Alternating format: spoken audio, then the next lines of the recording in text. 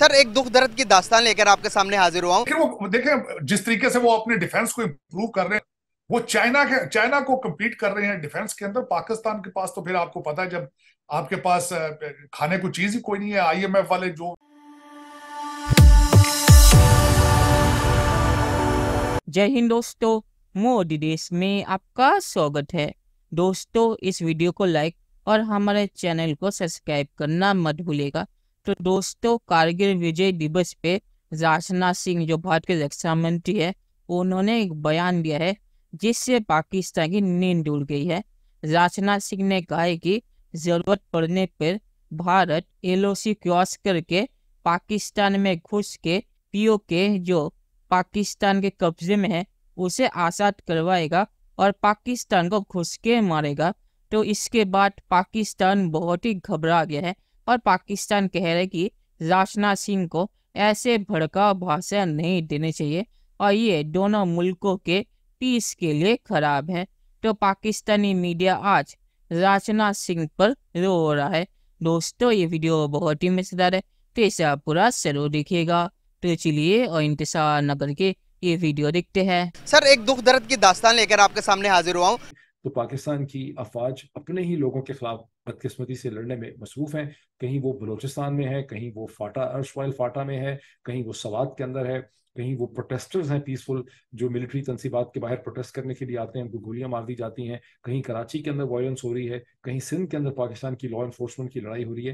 उन्होंने ये बोला है कि अगर पाकिस्तान ने, या फिर पाकिस्तान का नाम नहीं लिया, लेकिन उन्होंने ये बोला कि अगर हमें ये क्रॉस बॉर्डर टेररिज्म को कंट्रोल ना किया गया या हमें मजबूर किया गया तो हम देर नहीं करेंगे, यानी कि हमें कोई जो सा वो इशू नहीं होगा, हम बॉर्डर क्रॉस कर लेंगे हमारी फोर्सेस की। उन्होंने अपनी फोर्सेस की बात की है। तो मतलब क्या समझते हैं कि हमारे यहाँ से इन चीजों को सीरियस क्यों नहीं लिया जा रहा?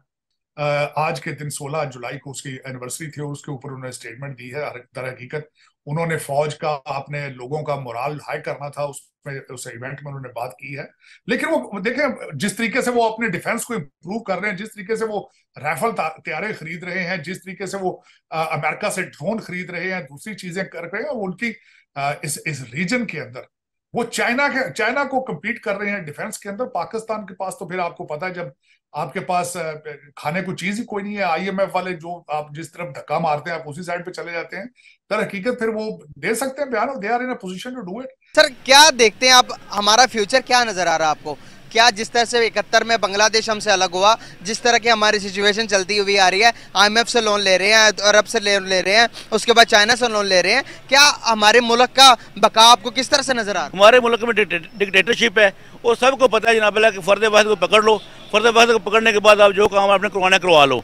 लेकिन वहाँ पे ये चीज़ नहीं है। वहाँ पे जनाब अल्लाह जो उनका है, जो वज़ीर आज़म है, अगर उसे एक बात कर दी है तो पूरी नीचे से लेकर सब पूरी मशीनरी बुतने वहाँ पे जो इदारे हैं वो उसकी बात मानेंगे।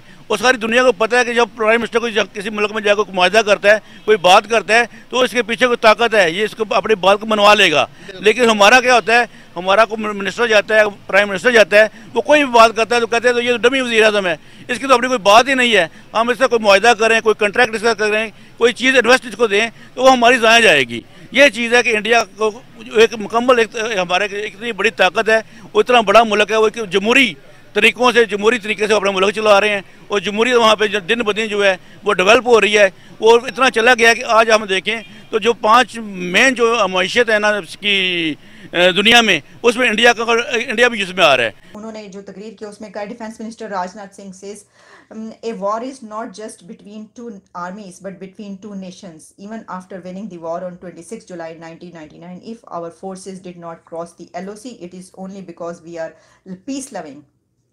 ठीक है जी, वो कह रहे हैं जो हमने क्रॉस नहीं किया एलओसी, वो हम एक पीस लविंग नेशन है, इस वजह से नहीं किया। We believe in Indian values and we have a commitment to international law. At that time if we did not cross the LOC, it does not mean that we could not cross the LOC. We could cross the LOC, we can cross the LOC and we will cross the LOC in the future if there is a need, I assure my countryman. ठीक है जी। ये वो कारगिल के मौका पर उन्होंने तकरीर की। तो हमारी तरफ भी तो ऐसी तकरीरें होती रहती है, ऐसी कौन सी बड़ी बात है। हम तो, हमारे शेख साहब ने वो क्या कहते हैं, पाव पाव भर के बम उठा के वहाँ पे फेंकेंगे, ये कोई नहीं, ये कोई ऐसी बात नहीं कि इसमें, इसके ऊपर हमारे जो दफ्तर खारजा उसकी तरफ से जो जवाब आया वो भी मैं बता दूँ ना, वरना बड़ी बहुत ज़्यादा शिकायतें हो जाती हैं जनाब। बड़ा यानी शिकायतें ये कि कोई फिर ये कि ये तो जो है गद्दार हैं, तो ये हैं तो वो हैं। तो मैं आपको बता दूं कि हमारी तरफ से इसके ऊपर बड़ा सख्त जो है अब जवाब आया है, और उन्होंने कहा है कि ये जो है इस तरह की बात नहीं करनी चाहिए, और मुस्तरद कर दिया है। पाकिस्तान ने भारतीय वसीले दिफा के इश्ताल अंगेज़ बयान को मुस्तरद कर दिया है, और उन्होंने कहा है कि मुमताज़ जहरा बलोच जो हमारी दफ्तर खारजा की, उन्होंने कहा है कि हम भारत को मशवरा देते हैं कि इंतहाई एहतियात बरते, क्योंकि इस बयानबाजी जो है खत्ते के लिए ख़तरा है, और इस तरह का बयान अमन और इस्तेहकाम और जनूबी एशिया में, साउथ एशिया में स्ट्रेटेजिक माहौल को जो है वो अनस्टेबलाइज कर सकता है। उन्होंने कहा ये पहला मौका नहीं है, और इस तरह की बातें जो होती रही, इस किस्म के गैर अखलाकी बयानात को रोकना चाहिए, और इस तरह की बातें जो हैं वो भड़काने के लिए की जा रही हैं। अब ये वाली धमकियाँ शमकियाँ, ये जो गीदड़ भपकियाँ बहुत ज़्यादा देते रहे इस तरह, मतलब हमने क्या किया, जरा उसके ऊपर अगर बात करने पे आए तो हमने क्या किया था, हैं? तो दूसरी तरफ से वही कहेगा ना कि अगर हमारे साथ इस तरीके से चढ़ाई करोगे, ऐसा करोगे, तो फिर तो ये याद रखोगे आइंदा ऐसा नहीं किया जाएगा। तो राजनाथ सिंह ने ये बयान कारगिल विजय दिवस पे दिया था, और उन्होंने बयान इसीलिए दिया था क्योंकि कारगिल में पाकिस्तान ने इलीगली भारत में घुस के भारत में हमला किया था, और फिर भारतीय आर्मी ने पाकिस्तान को ऐसा सबक सिखाया था कि पाकिस्तान को अमेरिका के पास भागना पड़ा था कि हमें भारत से बचा लीजिए। तो इसीलिए राजनाथ सिंह ने कहा है कि अगर पाकिस्तान भारत में घुस के भारत में हमला कर सकता है तो ज़रूरत पड़ने पे भारत भी वही कर सकता है। तो पाकिस्तान जो इतना रो रहा है कि इस पे कि राजनाथ सिंह ने ऐसा कैसे कह दिया, और राजनाथ सिंह को ऐसा नहीं कहना चाहिए था।